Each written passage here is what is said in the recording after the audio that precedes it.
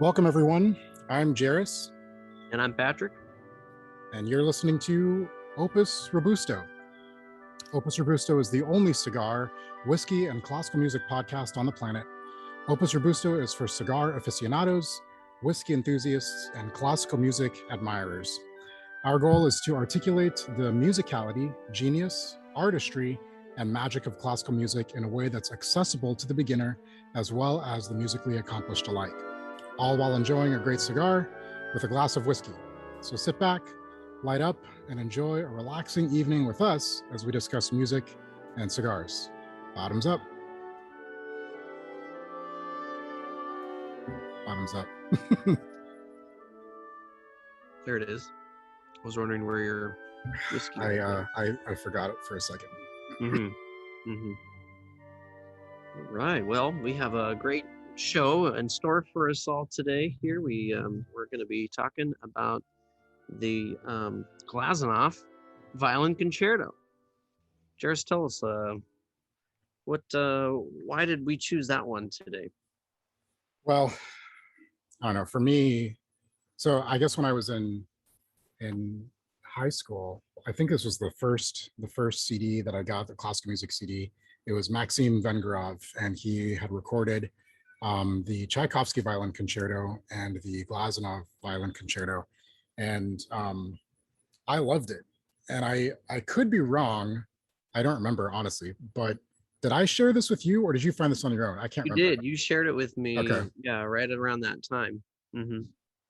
Super good concerto. Obsessed with it as well. Yeah. Were you like just as obsessed with the Tchaikovsky one, or like was Glazunov? Yes. Oh yeah. Top? No, I've listened both of them on repeat so many times. Absolutely. Just both masterful. But I mean, both were just they were composed with the idea of creating the most beautiful sonorities you can. And that was their goal. They set out for it. And I mean, you it's hard to find anything more beautiful sounding, to be honest. Yeah, I think I agree. Both glorious. Well, we should start. Sorry, yeah, go ahead. No, I was just going to say, well, let me introduce you so that people know who we are. So Patrick is the conductor and music educator at Centennial High School in Bakersfield, California. He received his undergraduate degree at Luther College in Decorah, Iowa, where he and his wife sang with the Nordic Choir. He went on to receive his master's in music at California State University, Los Angeles. Patrick also plays the piano for worship on Sundays and enjoys a cigar on the golf course as often as he can. Yes, and Jaress is an accomplished guitarist, pianist, vocalist, as well as a classically trained violinist. He has composed as well as arranged music for string quartet, barbershop quartet, orchestra, choir, solo violin with orchestral accompaniment.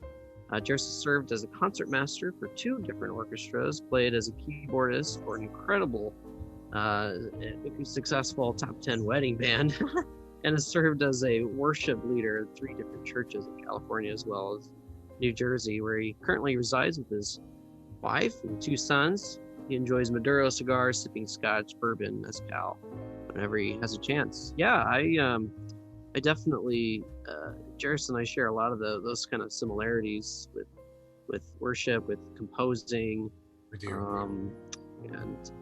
And having families. I'm father of 3 girls, so here we are trying to come and do this every so often, and as often as we can, with all the demands of being full-time work and full-time dad. Yep. Yeah, definitely. Well, what are you smoking today? So today I'm really excited, very excited. I haven't had it yet. I've had the Oliva V before. I haven't had the Melanio, and this was a top-rated cigar, 2014 by Cigar Aficionado. Was the #1 rated, and so I went ahead and got a Toro with this one. I like having Toros because I can control the draw, with the size, and it's a little easy. I mean, you can punch a Robusto or or whatnot. But I don't know. I really enjoy kind of how the Toro feels in my hand. And, So for the benefit of our listeners, what do you mean Toro? yeah, so a Toro is the type of the size of the cigar, and it has this little cone at the top. You can just snip here at the top, and you can Nice. However large or small you want your draw to be. Oliva V. If you haven't heard of Oliva, then you've probably been living in a hole. But it's a fantastic Nicaraguan cigar. This particular one has an Ecuador wrapper. It's all the fillers and the rest is Nicaraguan. But it's a premium cigar industry.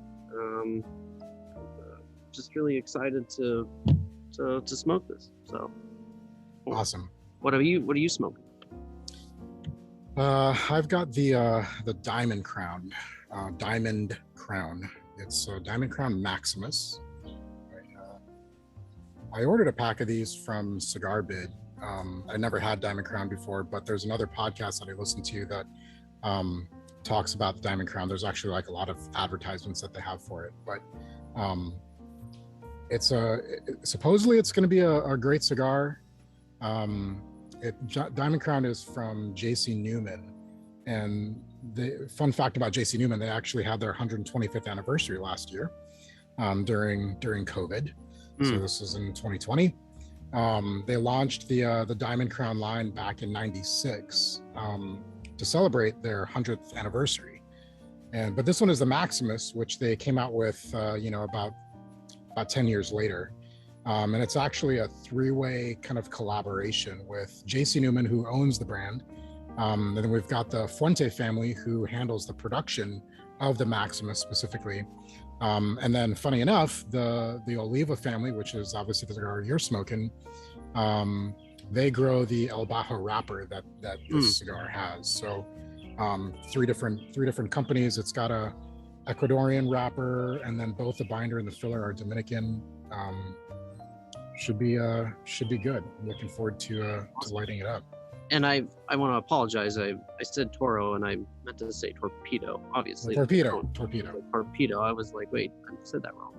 So, but yes. So let's light up. Here we go. I always like to smell it first. Yes. I apologize for the clicking. There may be like a lot of clicking, but I'm just trying to get my lighter to work, and my son was messing around with it earlier. But, sorry, that'll be annoying. And that's fine. That's fine. We all know the sound. Get a nice little burn first before you kind of start puffing, just to kind of get it gelling. Very leathery.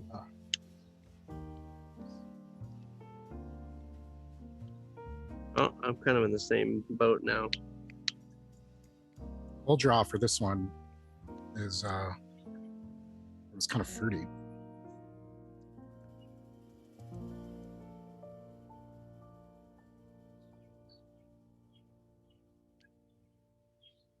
This is probably the most riveting time of the podcast right now. We're just watching us light cigars.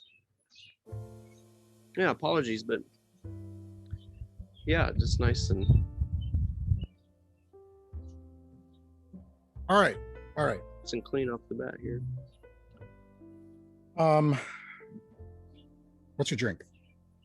Yes. Okay. So also excited about this one. Kind of a new distillery in Maryland, Baltimore area. Nice. And it's called Sagemore Spirits. Oh, I always pronounced it Sagemore. I guess Sagemore. I guess it is Sagemore. Well, I don't actually know, but yeah. I've seen it before. I've had it. It's good. And this is the cask strength. Oh. It's about a $75 bottle. Okay. It's they source their mash out of Indiana. It's 112 proof, With it being this is a new distillery as of 2017, so you're actually looking at one of the first few, not the first few batches, but it's definitely a very recent discovery. I mean, you can find it in lots of places, so take a look, see if you can find it. But it's a fantastic whiskey that I've sipped on a little bit, before the recording here, and just really impressed with the balance of it. It's so bright and floral. Before or at the kind of after Prohibition, ryes just became really, I don't know, they kind of started falling off, and Kentucky bought all these different distilleries from around, and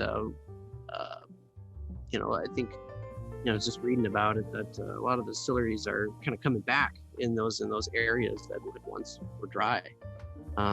So it's just really cool to see Maryland doing their thing again. Just a really nice smooth whiskey here. I'll tell you more about it as I sip. And that was a rye, you said, right? And this is a rye, yeah. I know you're a big fan of ryes, right? Because from a sweetness standpoint, they're a little less sweet than a bourbon. That's correct. And obviously it has to be, for it to be a rye, it needs to be at least 51% rye. But this one actually kind of has a lot other things going on, and I think we got some barley here. I think we got a little bit of corn as well. So, it's a nice, and I think it's a blend too of a couple of different whiskeys, but it's mostly rye, and so that therefore gets its designation. It has to be at least 51%. Nice. What are you drinking? So I've got a Highland single malt Scotch whiskey.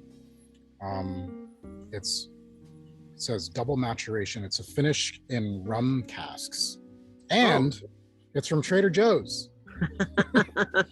Yes, but a familiar bottle. So Trader Joe's, they've got I think 3 of these. They've got one that's aged in rum casks. They've got one that's aged in bourbon casks, and they've got one that's aged in sherry casks. All of them are single malt Scotch whiskeys. All of them, which is crazy, all of them will run you $20. Yeah, it's just a fantastic Scotch whiskey, and the rum adds just a little bit of that sweetness. And I love Scotch in general, and to have that Scotch but aged in that rum barrel give that sweetness, it's a super good flavor, nice color. Yes. All right. Pleasantries are out of the way, down to the serious business, down to the wire. Well, it's not down to the wire. We have plenty of time. But Glazunov. All right. I don't know. I might have a hard time focusing on Glazunov with jazz piano in the background. Should I switch it? But yeah, no, We can go to 90s rock anthems. That's what I've been listening to. Really? Yeah. I've just been ever since we've been talking a lot about violin concertos. I've just been listening to as many as I can recently. Yeah, just to hear kind of what each one was doing. The Tchaikovsky, obviously, but Mendelssohn's such a recognizable one. You might have heard it just and not known that that's what it was, but Mendelssohn, Brahms. Yeah. There's a lot of really great ones out there. So today, we talk about, sorry, I was just going to say, so we talk about violin concertos, and you're talking about, a couple of them, Brahms and Mendelssohn, and obviously we're going to talk about Glazunov today. Just throwing this out there as someone who, I know you're a little more on the choir side, but you've got your fair share, definitely your fair share of instrumentalist, too, background. What makes a concerto a concerto and not like just a solo or just a sonata? Do you know? Yeah, well, a concerto, it features whatever instrument that it is written for. So you could have a saxophone concerto or a trombone Which concerto. Glazunov also wrote. He actually did, Saxophone. right? A saxophone concerto. That was his last kind of big work that he did. Um, but yeah, it's really what it is it yeah, it features that particular soloist, and the orchestra serves. It's about function, really, about what's the role of this soloist, what's the role of the orchestra. The orchestra's primary role is just simply to accompany the soloist. So it really features that particular instrument they're playing. Typically, it could be from one movement, or in this particular case, it's more of a long string of thought and in a form of a rhapsody, or lots of different kinds of. You can separate this particular violin concerto into maybe different movements, but really it's continuous, which is actually uncommon. More standard would be 3 movements. You'd have kind of like an allegro first movement, second movement, something andante a little bit slower, and then start up, then something that's off the charts on the third movement that's usually pretty crazy and very virtuosic. So that, and the movements, sorry to cut you off here, it's hard to do this remotely, but the movements it almost sounds like if they're 3 movements, it almost sounds like there's 3 separate pieces. And if you're not, this is for our listeners because Patrick knows this, but if you're not familiar with going to, let's say, a classical music concert, the culture when you're watching any piece of music, but if it's something that's got 3 movements in there, is not, at least the American culture, is not to clap in between the movements. It's supposed to be something where you listen to them do the first part of it, and then there's just silence, right? Like the conductor puts his hands down, and it sounds like the piece is over because that movement is over, but it's really just the first part of it. It's chapter 1. So anyways, as you're talking about the movements, it is interesting for the Glazunov one because this one is, written to be continuous, all 3 movements. Yeah, you almost can't tell. Right, they're seamless transition. We'll point them out as we listen, but they're very seamless, and I mean, it's interesting that you mentioned, in America these days, it's I don't know if it's an uneducated audience. I don't know if that's what's to blame, but you'll hear a lot of people wanting to clap in between movements, and so now conductors are actually keeping their hands up as to show the audience, like, don't clap yet. Wait for everyone here to get situated for the next movement. Okay, we're gonna keep going, and you can cough though. You can cough. Yeah, you can cough. That's the moment you get the candy out of the wrapper. Yeah. It's always the candy wrapper. It's always that one person. Yeah. But that's when there's a sea of coughing. That's for sure. But yeah, as a conductor, that always, I always cringe when people clap in between movements, but it is what it is. But, so should we give maybe a historical something of this? And then start listening to it? Well, and sorry for the motorcycles, but the Glazunov here, he was born in 1865. He was a pianist, he's a conductor, composer. He very much embraced the romantic style. So when he wrote this was in 1904, which during the time, if you were French, you're really starting to lean more towards the Impressionism. And if you listen to other works, kind of even English composers, even other composers are in Europe at the time, were really pushing forward in the new sonorities, right? Which is more Impressionism. When I think of Impressionism, I think of like Debussy and Ravel, and I listen to those kinds of sonorities. And when you listen to this written at the same time, it is not impressionistic at all. It is very, very romantic. And so that just kind of speaks of what Glazunov is all about. He really embraced it. He was an educator, and he it's not that he was against it, he just didn't want to write it. So he his students, he definitely was supportive of whatever they wanted to do and where they wanted to go with their music, but he was very much romantic in his style. Mostly exclusively instrumental, not much choral. Um, uh, Fun story of him, he's 16 years old and he writes his first symphony. And so he studied with Balakirev in Russia, who's kind of a big name. And so he was a wealthy family, so he's kind of this child prodigy, if you will.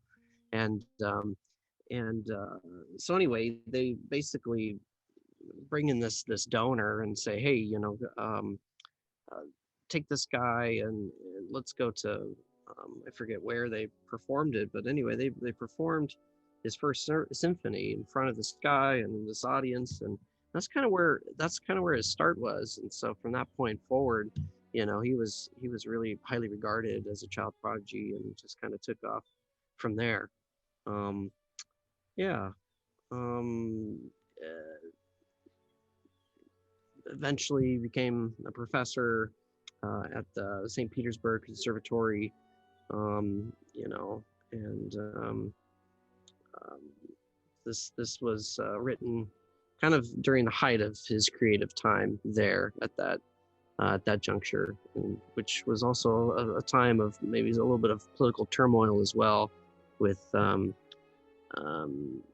with Russia just kind of tightening the strings on as an empire, just becoming a little bit freedoms you would see start dissipating, and so you would have a little bit more protests, a little bit of hotter political climate at the time. So I think this is kind of written in vein of that a little bit, but I don't know. I'm excited to listen to it, and we can talk more theory. I don't know. Yeah. What are your thoughts on the work, maybe before we get going? Yeah. So, as we talked about earlier, this was definitely one of my first loves in terms of violin concertos. And what I love about it, and what I loved about it, and what I still love about it is, it almost feels like, so the violin solo starts out right away, and there's some triplets or something that the woodwinds or something are doing, but as soon as the violin starts, I almost feel like the violin is pulling the orchestra like along, and saying like, this is where I want to go, right now, and like harmonically and all that kind of stuff, which I always I I like that, because if you compare that to some of the more, I guess you would say, like classical, non-romantic, but like, classical pieces, and, violin concertos, and just regular pieces, it's not that it's predictable, but it's very straight, right? Like, at least to me, it's almost kind of straight. Not, of course, everything, but for Glazunov, I just feel like the harmonies that he chooses, the accompaniment part that the orchestra is playing, is so fluid. My we've talked about her before, but my great aunt was a Yes. jazz pianist, world-class jazz pianist, and she would talk about how, to be a good improviser in jazz, you have to be able to think horizontally as opposed to thinking vertically. In other words, if you're always thinking about the chord that you're playing over, then it's going to start to feel really compartmentalized, right? Your solo lines within that chord. And the Glazunov, I feel like, is not that at all. I feel like it's super horizontal, where, like I said, the violin just kind of pulls the orchestra along. I love it. That's like one of the big things for me. Very unpredictable.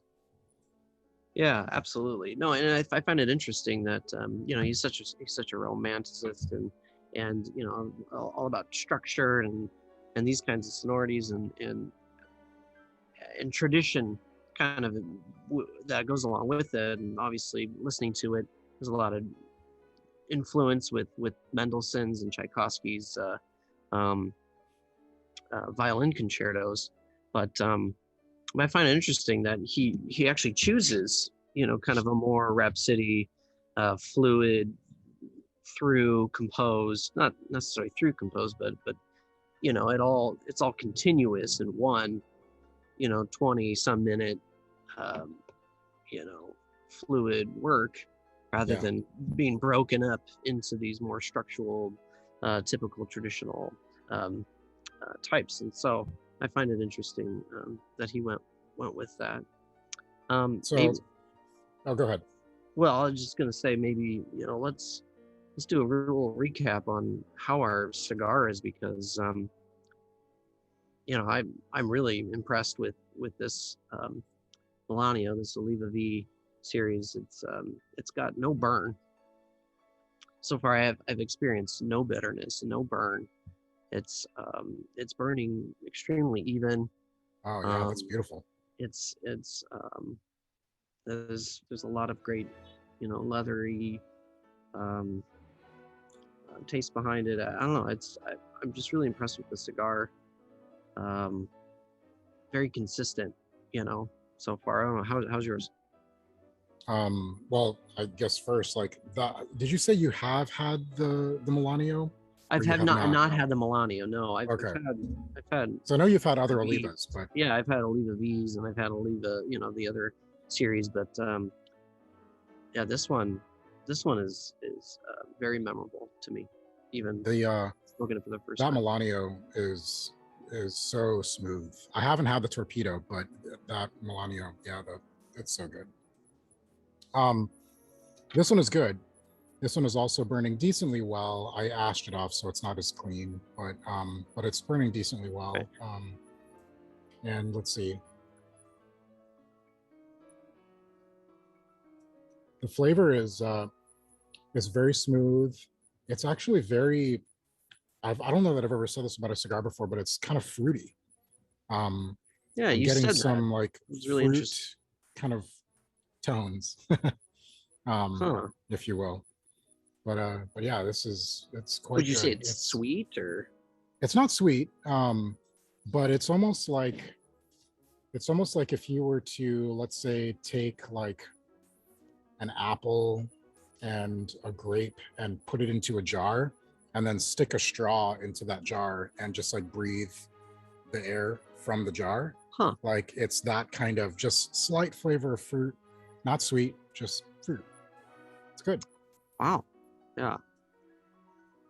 No, I'm really impressed. It's I don't get fruitiness from mine, but I get a little bit of pepper, and I should say it's a medium full, but it doesn't. As for a medium full, like I don't, because sometimes those medium to fulls, they just become so powerful and peppery and just bold flavors. Yeah, to me, like I've almost like wanted to go more towards medium to mild, just because sometimes they're just a little much for me, especially on a hot day. And so it's like I don't want to be smoking that, but this is very pleasant for being a medium full. Yeah, this is a full, just like straight on full. Okay. So we'll see how I'm acting at the end of this episode, because I might be on the floor. Here we go. That's fine. Here we go. So before we play any of the Glazunov, I'm going to see if you can guess, because we've never talked about this, so this is not stage, folks. Can you guess my favorite part out of all three movements in this concerto? That's not the cadenza. And well, okay, which part in the cadenza? I would think because it is a cadenza. So it is in the cadenza. Okay, so just so our listeners know, a cadenza is where it's a moment where the orchestra drops out, right? And it's just the soloist, and they're doing as much virtuosic flair as as the composer can think of. And back in classical times, it was more what you call you make it up. Why am I not thinking of the word? Improvised. It's improvised. Thank you. Improvised. And yeah, and so but here the more the common thing was to actually write it, and so that's what Glazunov did. He wrote his cadenza, and probably the fugue section in the cadenza would probably be my guess. Where, and we'll listen to it, but it's one of my favorite parts where you playing double stops, and Jaress will talk about what a double stop is. Basically, you're playing playing two strings at the same time on the violin, so it sounds like there's two violinists playing, but it's actually one violinist playing two different parts. And what's so virtuosic about it is that he's actually playing one melodic line while simultaneously playing another melodic line against it. It's brilliant. So yes, so you nailed it. First of all, you don't know me. You don't know that that's my favorite part. So there in music, again, for our listeners, there's I guess you could say there's two ways that a piece could be constructed, and this is let me try to explain it this way. For what Patrick is talking about, he's talking about two melodic lines. You can have something be melodic, or you could have something be harmonic. And really, the way that I think about that is, if you have a melody, let's think about a graph. Maybe that's the easiest way to explain it. If you think about a graph with just a line on it, right? Like, you think about that as being one melody. If you had that same line and you copied and pasted it, but just a little bit lower, you would have all the same points, right? That's all the same points in that line, just, a few coordinates off down a little bit. That would be an example of like a harmonic structure, where everything that you're playing, all the notes change at the same time. It's very chordal. A melodic structure would be if you have that line, and then below it, you have a completely different line. And in math terms, like, without the same slope, right? Like, it goes completely differently. And sometimes the bottom line may be above the top line, and sometimes the top line may be below it, right? Like that is the melodic piece that we're talking about. So if we think about the violin and double stops on the violin, typically when a violinist thinks about double stops, you almost think about chords, right? Just playing like two strings at the same time, just like bop, bop, bop, right. Chords. Right. But in the case of the Glazunov Violin Concerto, in that cadenza, the first time I heard it, I actually backtracked it like 30 seconds to the beginning of when that piece or that part started, because I wasn't convinced that it was a single violinist. I thought, surely that's the soloist with the concertmaster. Like, right. It's gotta be, because it's too different to do on the same instrument. Yeah, so to go back with your graph there, we have two independent lines doing different things versus, double, what he's saying is double stopping, where they're moving parallelly. They're not parallel, they're moving independent. And so that's what makes it really fascinating and brilliant. It's not, Glazunov's virtuosity isn't regarded as like high level. But I would say that's the only exception, is right there. That would take some really some mastery of the instrument to be able to. Oh yeah, absolutely. That. So, did you bring your violin and demonstrate that, Jaress? It's just right there. We said that we were going to do that, right? You should at least demonstrate a stop to us. But okay. Why don't we start it? We'll listen to it, and maybe you go grab it or something. I don't know. You can demonstrate a little bit more after, in fact. Yeah, I will. I'm requesting to my awesome wife to please bring me my violin, but we'll listen to it first. Bring me my. All right, let me cue it up here. Yes. Right. So you got to be almost very quiet and listen to the very beginning, because it's pretty soft. Yes. Here it is.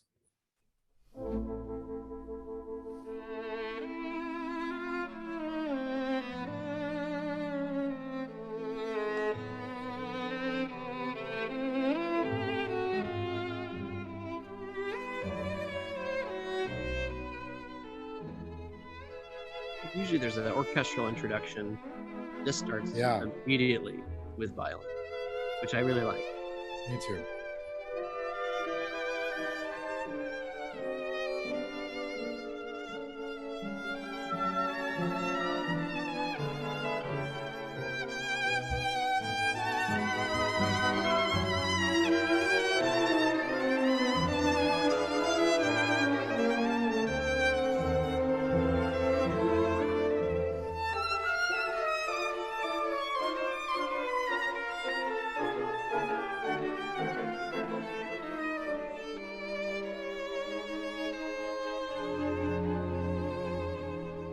Establish the first theme there.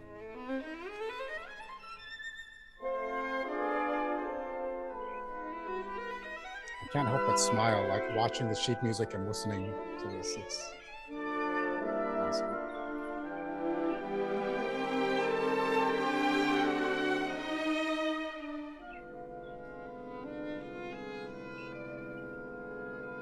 So coming up here, there's a section of the music that says tranquilo.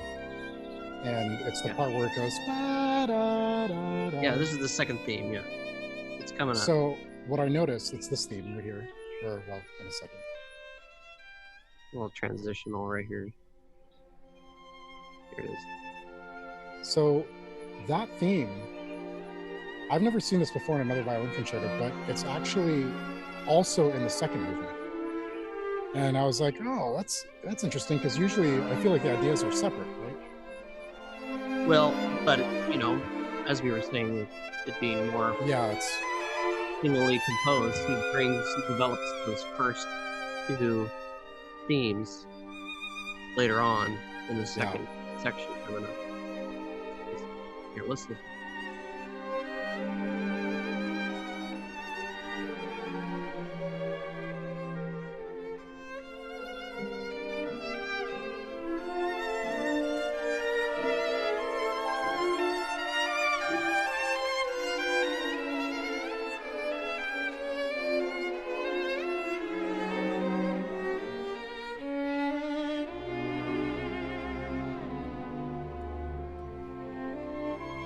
Now the orchestra has that same thing.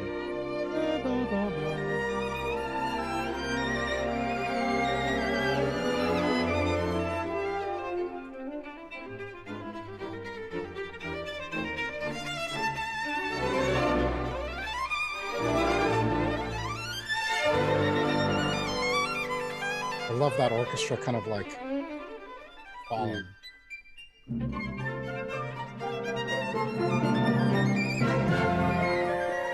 So some of those notes that were pretty high were harmonics. We can talk about harmonics. Yeah, well, we can talk about that after.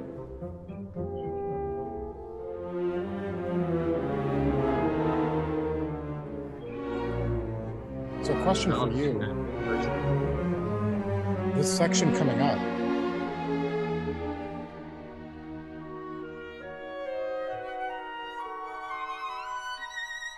so we're now in, would you say it's D flat or B flat minor? Sounds major right there. But... This is major right here. This is D flat major. Oh no. No, you're right. B flat right there. That was B flat major. Oh shoot. That's not right. What happened? It's on shuffle. Let's go back to the last couple seconds of that. Get the transition. Sorry about that.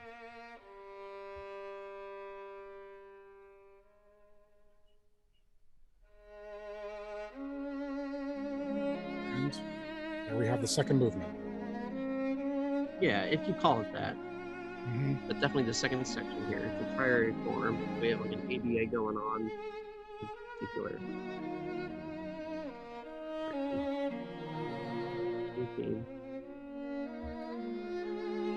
He was very influenced by Russian folk. You'll hear a lot of folky moments. This theme is definitely going to be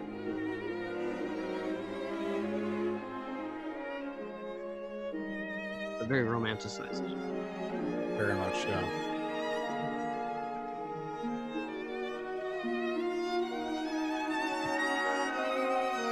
There's some double stops. These are harmonic double stops. Happening parallel 6 here.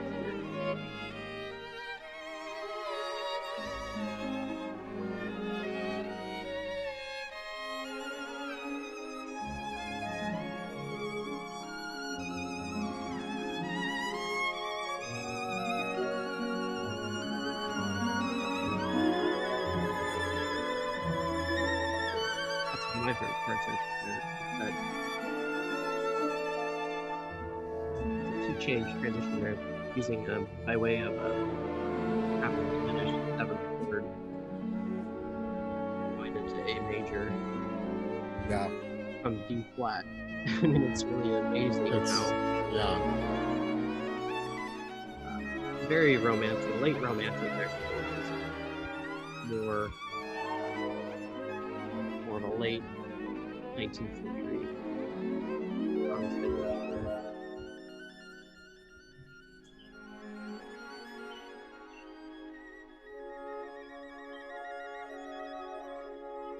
Back in D flat major. And seamless, you know, you just can't tell. It is, yeah. How, and that was just by way of tremolo. Right. It's just that the listener, and that's the craft of a great composer, is can you trick the listener? It sounds interesting, you don't know why. If you played the same key the whole time, you would be bored as a listener, and you don't know why. You would be bored. Yeah.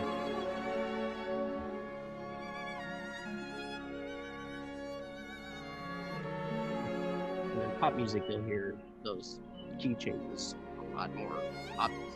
Or whatever half step, but repeating the same chorus, right? Yeah. Here it's these are seamless transitions that keep you on the edge of your seat and you don't know why. Well, so here's another one coming up. Let's see if we can tell when it is.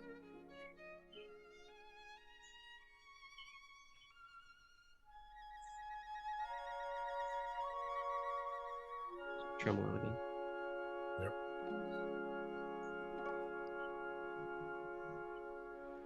This is more like. There it is. Separation.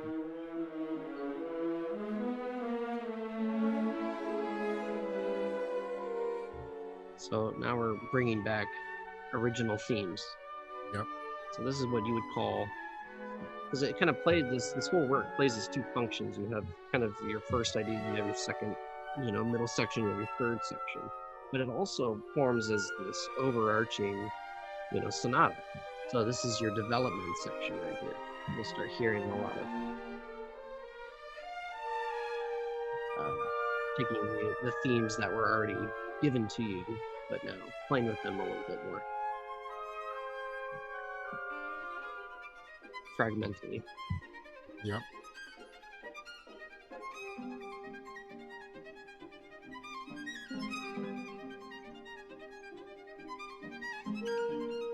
The accompaniment to this part is so simple, right? Simple, with air quotes.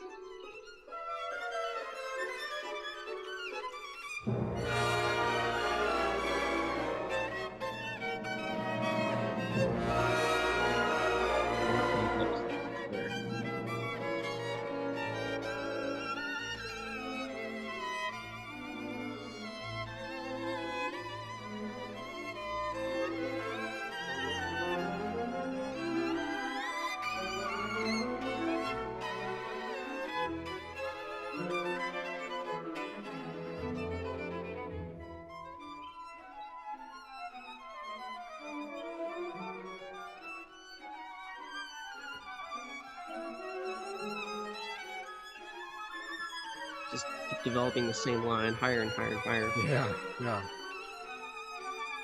It's a sequence. Correct. That's what a sequence is.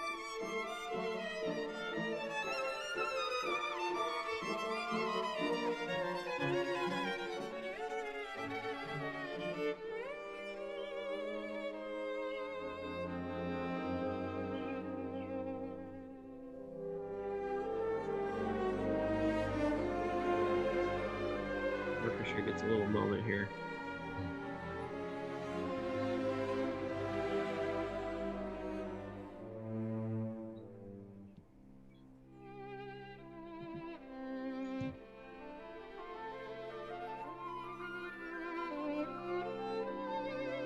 Still developing here. This is the second theme again.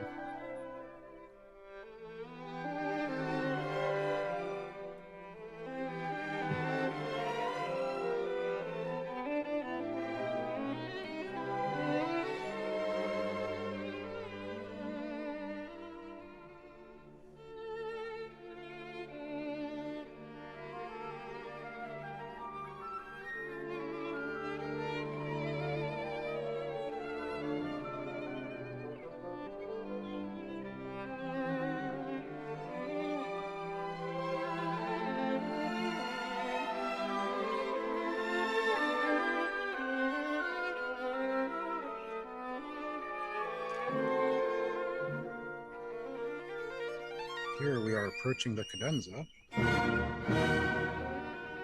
which is an interesting placement. Usually in a sonata, you would put the cadenza before the recapitulation, but we've kind of recapped those first few things, right? Yeah. So here's the cadenza.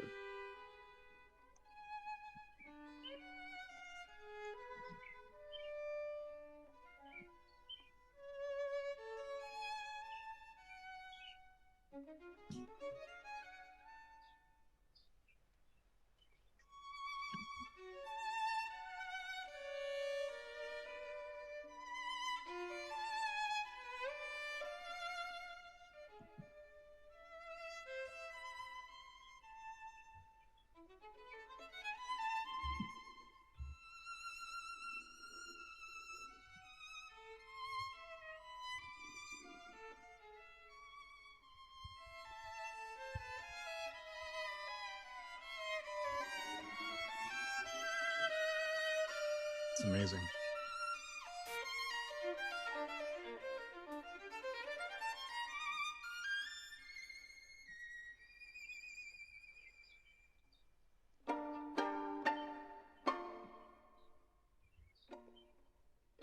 Chordal pizzicato there. Yeah. Like a guitar. It's his plucking the string. So here comes the fugue.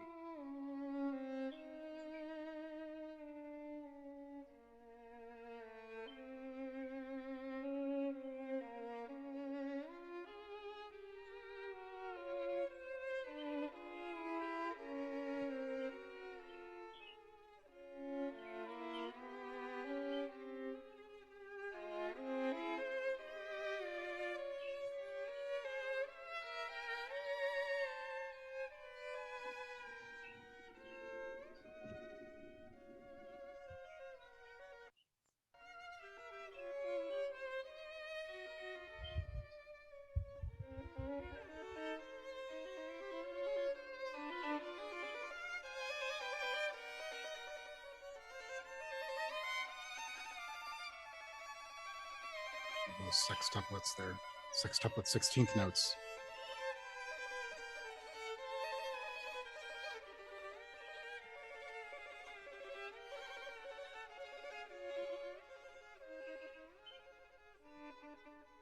It's crazy. It just sounds like two violins. Yeah. So that was the end of the cadenza. Now we enter our third and final section.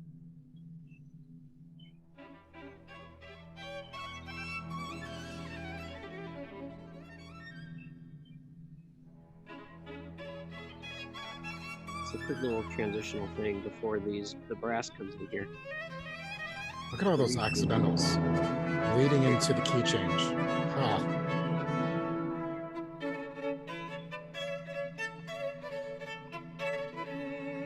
Speaking of folk, very damn folky. You got these open fits going on the cellos here, coming up right here.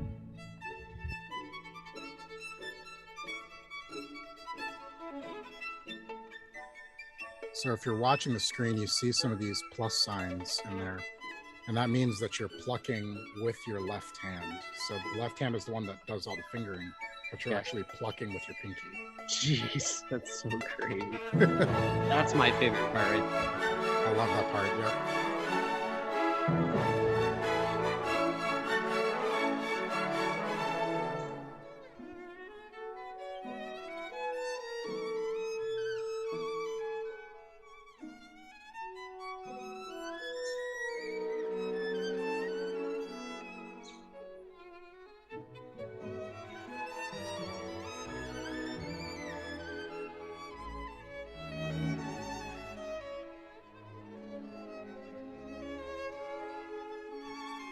These parallel thirds, they're so incredibly difficult on the violin.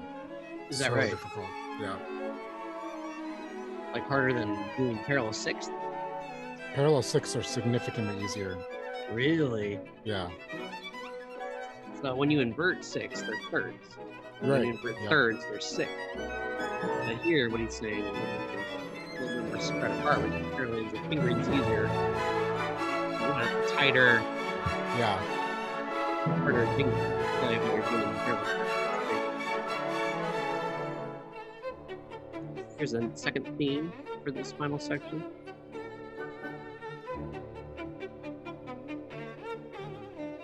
It's called the spirit of folk and dance fight.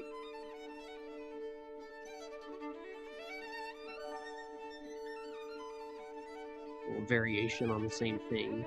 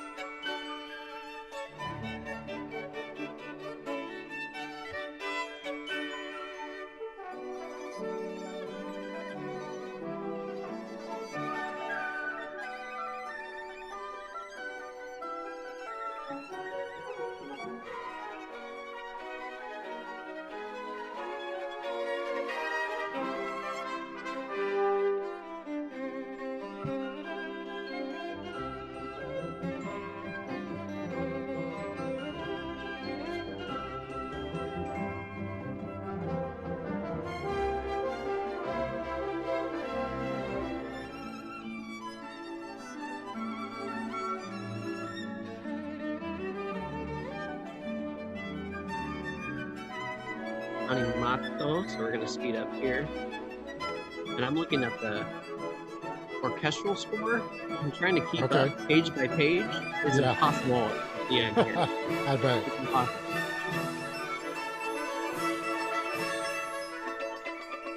So this is Pitts. It says quasi guitarra. So it's like this.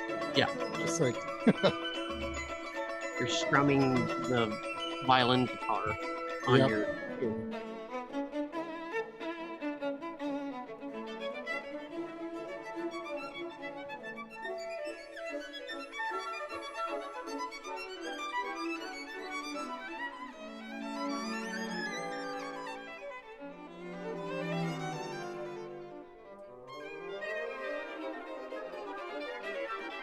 Cut out very explicit.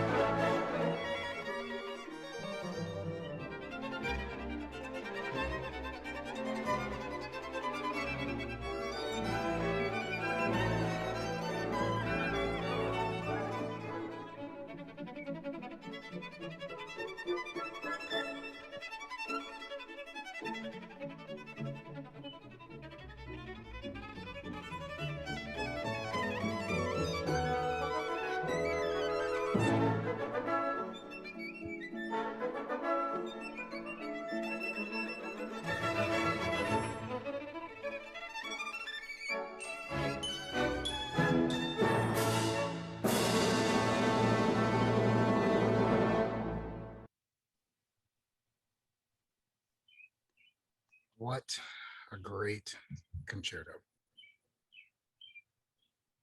Amazing. Yeah. No, I one of my favorites for sure. And you know, virtuosic, but not like in your face all over the place. I mean, you can tell that, you know, he was shooting for a lot of just beautiful sonorities and just, you know, trying to capture as much of that romantic spirit and folk spirit, um, and decorating and as beautifully as he could. So I mean, it really is an outstanding piece of work. I'm a little unstable Wi-Fi wise. Am I coming through okay? Yeah, you're okay. Okay. Let's do a quick little before we go a little bit more in depth.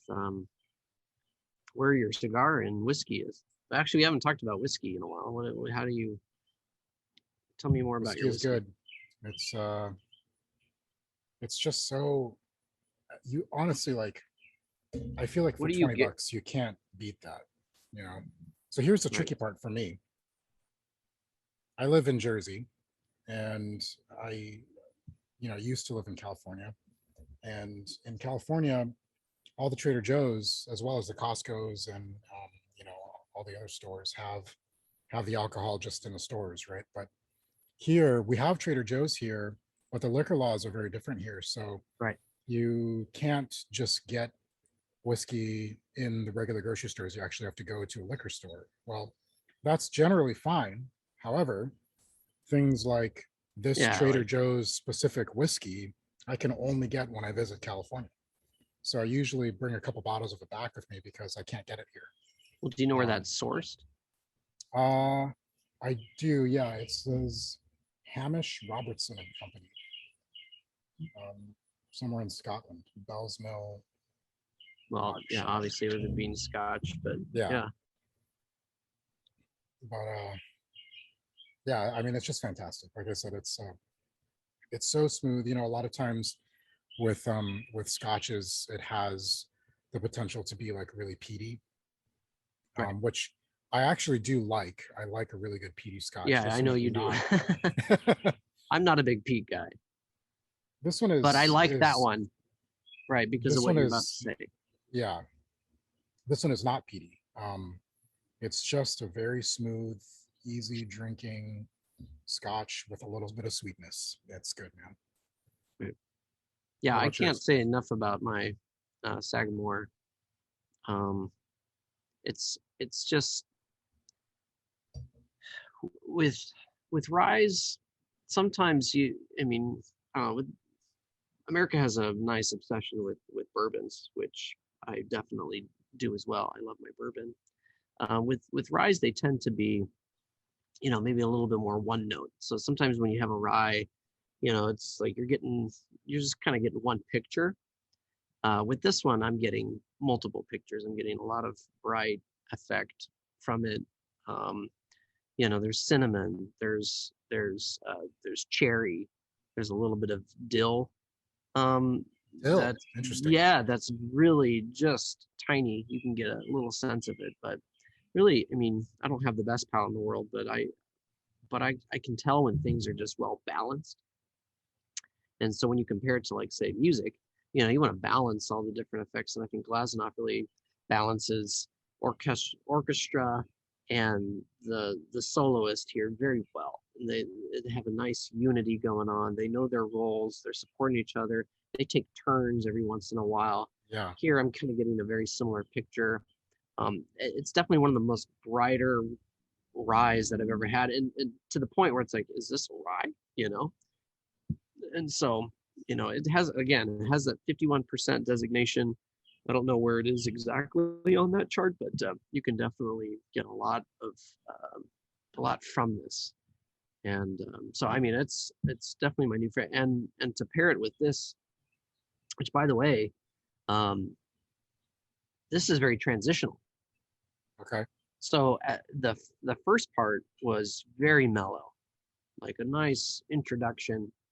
And so now it's again kind of like a, you know, concerto with movements. You're starting off with maybe more of an andante. You're starting off with something a little bit more like our second movement of the Glazunov here, which was just a little bit more mellow, beautiful sounding. You know, wasn't a whole lot going on. But right now I'm kind of getting the third movement, status. So I got full on pepper, I got full on spice right now, which, you know, that you're getting the full effect here. This is my full portion of the cigar right here, and it's really coming through. I'll be excited to see kind of what the back end tastes like if it mellows out again. I'm assuming it will. It'll probably mellow out again here in a bit. I used to, when I smoked cigars before, I used to think like, well, what's going on with my cigar? All of a sudden, I would call it like a rough patch. And sometimes they do have that rough patch where it just kind of doesn't burn even. Yeah. And, you know, you get those with your cheaper cigars sometimes. And or you have a humidor issue or something. It's just not kept very well or something. But anyway, here it's still burning really even. Oh, that's great. Yeah. And you know, and I'm getting all these different notes. Before I'd be like, what's going on with my cigar? Like all of a sudden it's spicier. Well, I think that's the intent. I just think it's just transitioning from movement to movement. So yeah, I can't speak more highly of both of these, the cigar and whiskey. Yeah, I was reading about you know, I wasn't sure, you know, you're talking about the flavor changes in cigars, and I wasn't sure if the flavor changes because of like the smoke concentration that gets, you know, starts here and then it gets through it, you know, more and more, and Yeah. potentially when you're down here it starts to change the flavor. But when I actually am this much of a nerd, I read a cigar book. It's called The Cigar Book. And it's they talk a little bit about the I gotta turn my violin so that it's not in the sun here. They talk a little bit about the process of making a cigar, and it's actually the cause of the flavor change is actually different tobaccos.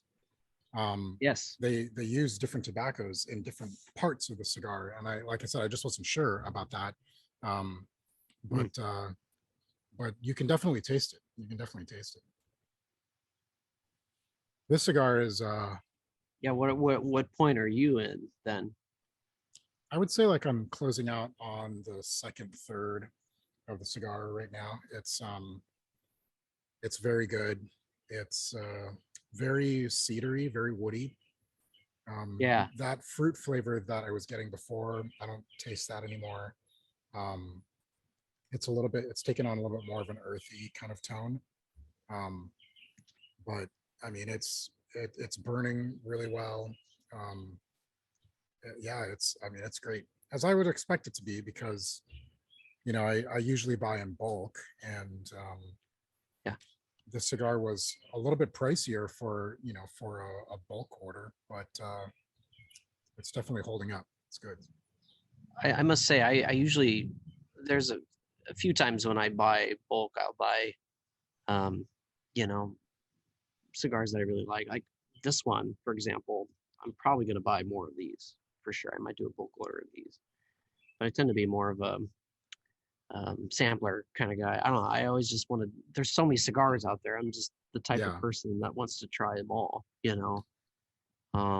What I did before, like when I first started ordering cigars online, is I would typically just buy like boxes, even though it was something that I hadn't had before. Like I would basically just judge it by the ratings, and you know, if it seemed good, I'd buy a box. I've made the switch to buying 5-packs online, so it's still the bulk pricing if you get it from like Cigar Bid, but they're 5-packs, and so what I like about that is I don't have to have an entire box of something that I might not end up liking. On the other side of it, if I have one of a 5-pack and it's not very good, you know, naturally I'm going to think, well, the other ones aren't going to be that good, right? And so I may wait, I may not smoke it for a while, I may hold on to it for a year or two before I smoke it again. But I guess it's overall for me, it's been good to have just a quick, you know, 5-pack. Because if I do like it, then you know I might order 15. Then maybe I'll order 3 5-packs. Yeah.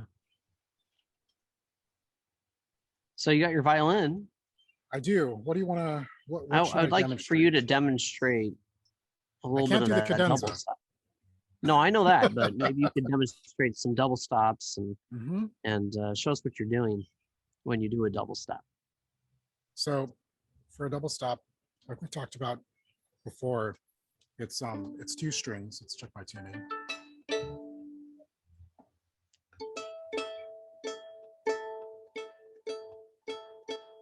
So I don't know how loud this is going to be, so I apologize if it's No, too you're loud. coming But through real nice. so here's a single string, right? And here's a double stop. So you got this note, and you have this note, Right. and you play them together. So what we were talking about with with the cadenza and the melodic double stops is typically when you're playing double stops in the violin, you're going to do something like this.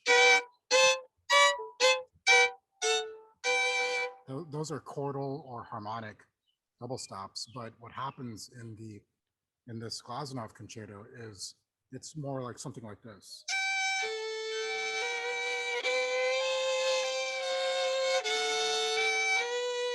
So it's a little bit more, two notes are moving. Right. Those two notes are moving independently of the other note, which is it's really easy. It's super easy. It's probably one of the easiest things on the violin. I'm just kidding. Yeah, it was like, I'm pretty sure you're not being serious. Yeah, no, thank you for demonstrating. Oh, and then demonstrate the harmonics. So we talked about harmonics and basically what a harmonic is. Well, tell us. So every at least string instrument, and maybe there are harmonics on wind instruments too, I'm not sure, but at least on a string instrument, guitar included. If you get crazy like some of the contemporary pianists today, they can do harmonics on a piano even because it's a string instrument. But mathematically, the string length where it's actually getting sounded is from the bridge here all the way up to what we call the nut up here, right? So this is the length of the string. About halfway through the length of the string is the harmonic, like probably one of the strongest harmonic points, and that's just mathematically like what happens. And so that ends up being an octave up. So what happens is if I'm playing, I can play an open G, and if I want to play a harmonic, I'll go about halfway up the string, and I'm just gonna how do I show you this? It's upside down. You're good. I'm just gonna place my finger on the string as opposed to pushing it down. Yeah, just So I'm just gonna touch it. put it there. And if I just place it there, here's an open G, and here's it with a harmonic. So you're still sounding that note. It's an octave higher, but I'm not actually pushing down the string. And you can tell there's a difference in its tone, its color. It's a little bit more wispy, in its sound. A little more wispy. And you can go ahead. Well, and so you mentioned the halfway point. There's other points in the violin, like in the thirds, that you can. And so this is where the virtuosic composer and violinists together can come up with these amazing combinations with all the different strings and all the different placements of harmonics. You could play melodic lines just using harmonics, and that's kind of what was happening in the Glazunov, and there was a couple of moments where you could hear the color change in the maybe you can cue it up too in the recording, but or demonstrate where you can play a whole line just harmonics. So what's tricky about that is and you're right, what's tricky about it is because of math and physics and stuff, right, there's only certain points on the string that it'll naturally create a harmonic, right? Like this is the strongest one, right? That's pretty strong. The one that's probably the next one, it would be in first position, which is just what you normally learn as a beginning student on violin, but it's where your third finger goes. So that's 2 octaves above it. But what's crazy is I talked about the distance from the bridge to the nut up here. And you can actually change that distance by putting, let's say, your first finger down. if you put your first finger down, the distance now is not from the bridge to the nut because the nut is behind my finger. So the distance now is from the bridge to my first finger. So what that does is that changes now the halfway point of where the string ends, because the string is essentially shorter now, right? And so because of that, you can do things like this. You can actually play an entire scale of harmonics because I'm just shortening the length of the string and holding this finger down on the string, but not pushing it down. Now do that on, I'll do that in 16th notes. Okay. Well, let's see. How fast? Let's do slow 16th notes.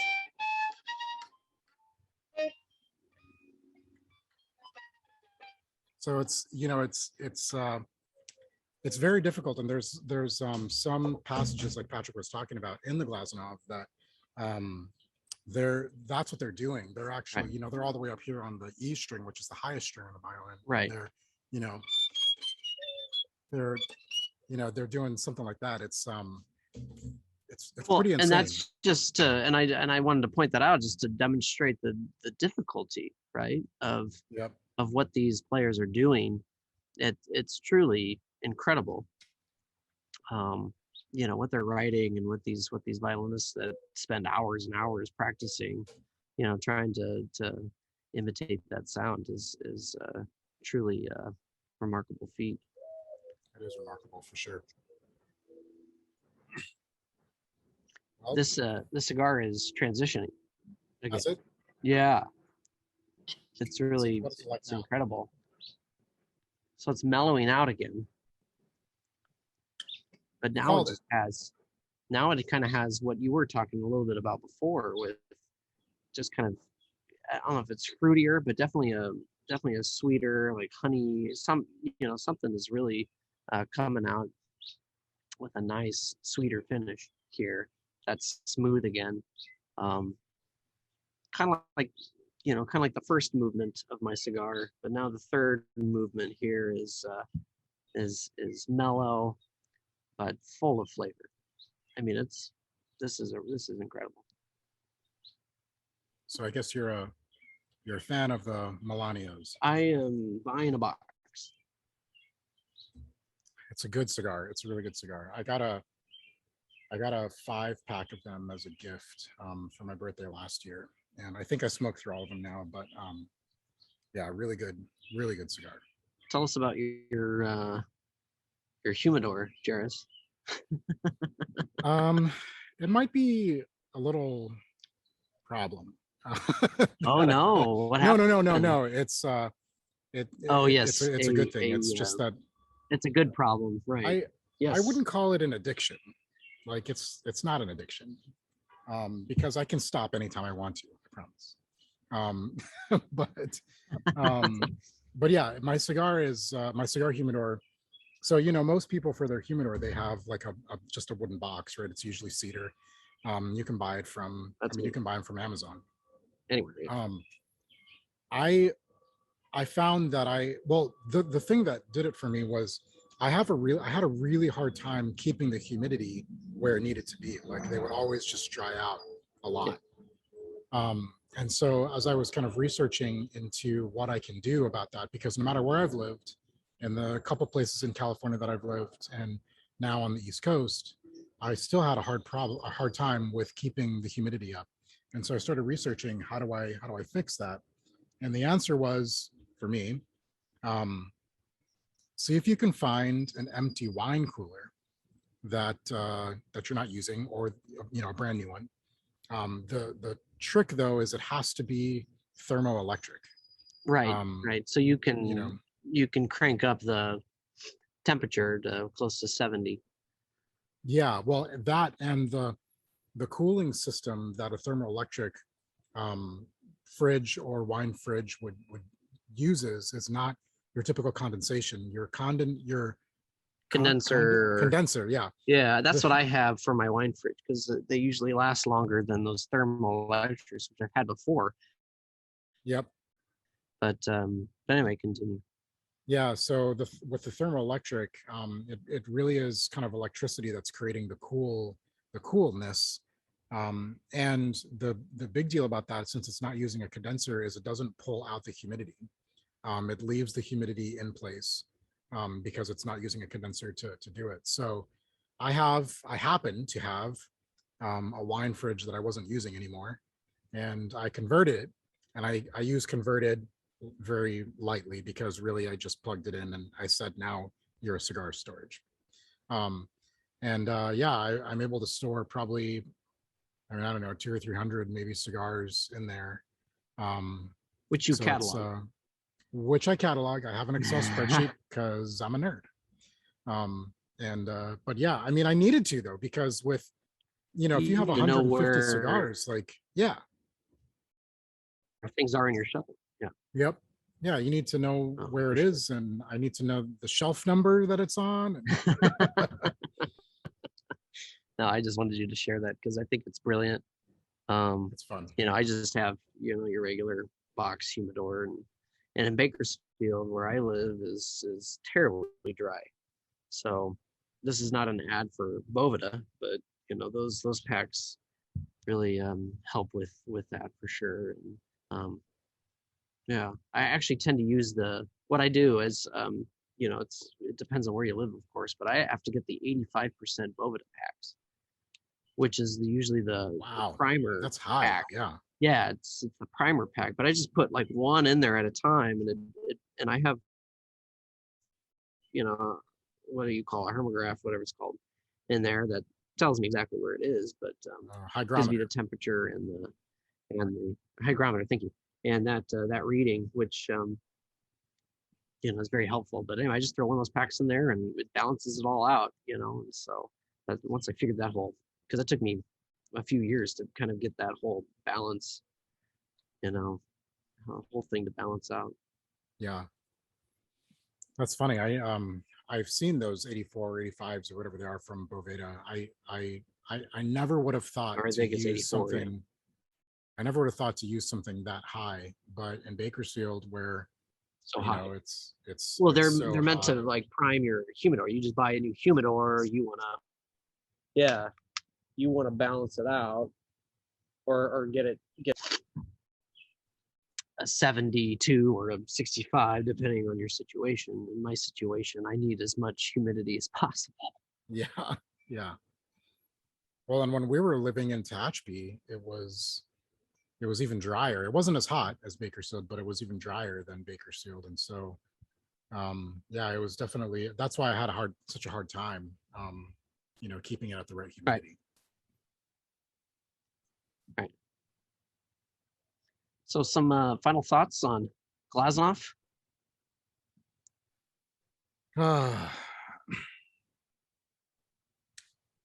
Final thoughts. I mean, I think if you are a violinist and you haven't heard the Glazunov concerto, maybe, you know, you're a beginning violinist, or maybe just, you know, maybe classical isn't your thing, maybe you're more of a fiddler, but I would definitely it's a lot of fun to do, I guess, what I would call a score study with it.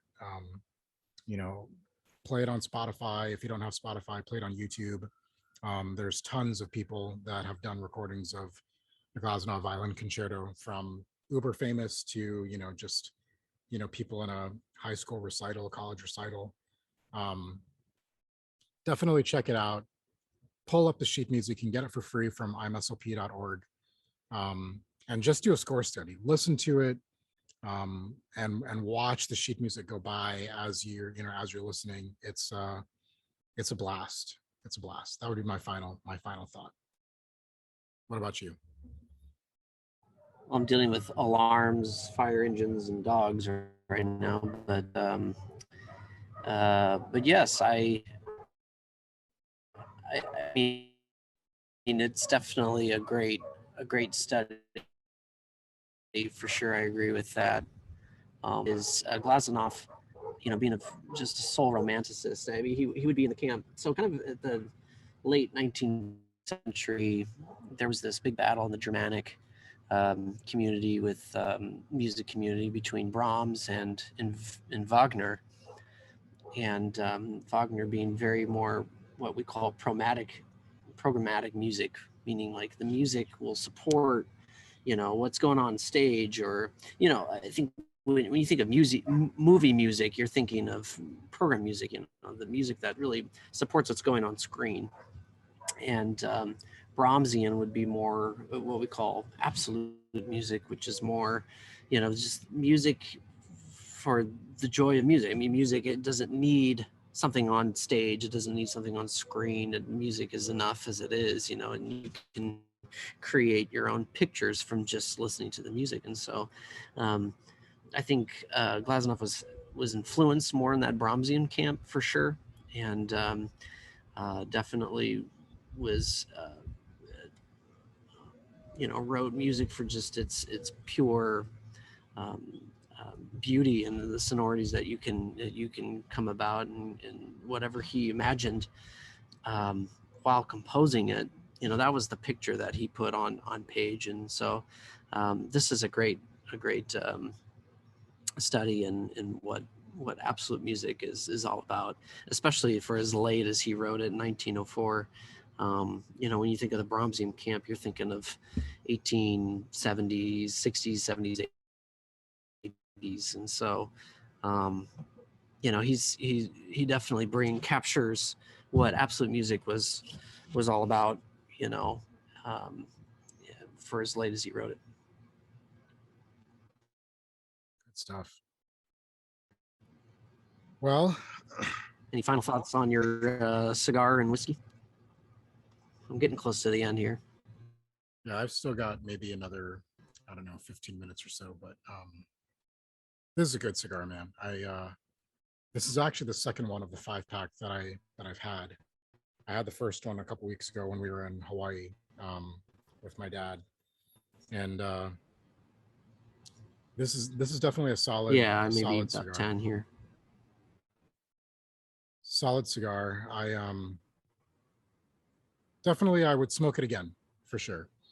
And as far as the scotch goes, I mean, like I said before, you really can't beat $20. If you guys are, if you're close to a place that has Trader Joe's, I'll show you the label again. It's the green label, Highland single malt Scotch whiskey.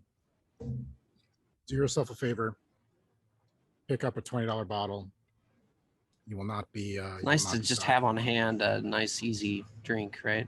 Yep, for sure. Yeah, I can't speak highly enough. I mean, obviously, I spent a little bit more with this one, but definitely worth it. Definitely worth the price if you want, a nicer. I mean, obviously, you could go as high as double or triple that price for something, but I mean, for the price, you're getting $100+ bottle experience drinking this. So if you want something nice in your shelf, then Sagemore Spirit Rye. Awesome. Cool. All right. Well, we have an email. If you have any questions, any suggestions, if there's a work that you want us to look at, that you are passionate about, if there's a cigar or a whiskey that you're dying for us to talk about and try, or any other general question, you can email us at questions@opusrobusto.com, and we would be happy to answer those questions and look into whatever you have suggested. It's a pleasure as usual, Jaress, to talk with you and to do this. Any final thoughts there? I mean, no, not really. Hope you all enjoyed the discussion and music, your cigar, and your drink. Until next time, this is Jaress and Patrick signing off, Opus Robusto.